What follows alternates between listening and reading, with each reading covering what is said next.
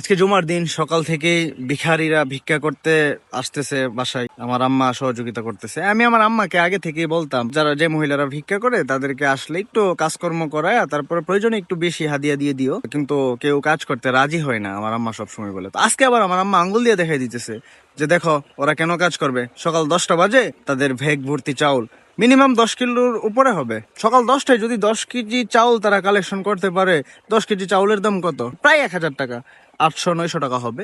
সকাল 10টায় যদি এত টাকা তারা পেয়ে যায়, এত টাকার ইনকাম অর্থাৎ চাউল পেয়ে যায়, তারা কেন কাজ করে খাবে?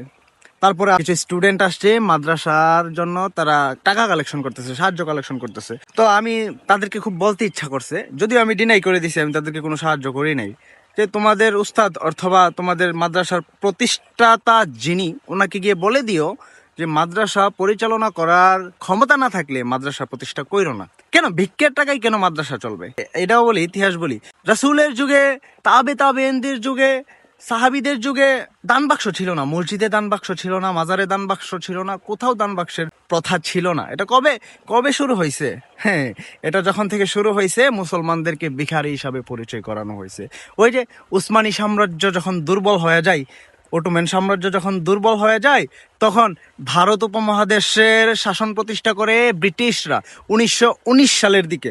তখন তারা এই মসজিদে দান বাক্স ফিট করছে। কই, তারা তো চাইলে স্কুল কলেজে দান বাক্স ফিট করতে পারতো, কিন্তু তখন তারা দান বাক্স কেন ফিট করে নাই? হ্যাঁ, বুঝতে হবে। তাদের ইচ্ছাই ছিল মুসলমানদেরকে ভিখারি হিসাবে সবার সম্মুখে প্রতিষ্ঠা করা। এই জায়গা থেকে বের হয়ে আসা আমাদের উচিত, আমি মনে করি। এটা কিন্তু বিদাত, এই বিদাত নিয়ে কারো কথা নাই, প্রশ্ন নাই, কারণ সবাই এটাকে বিদাতে হাসানা মনে করে, যে কল্যাণকর বিদাত।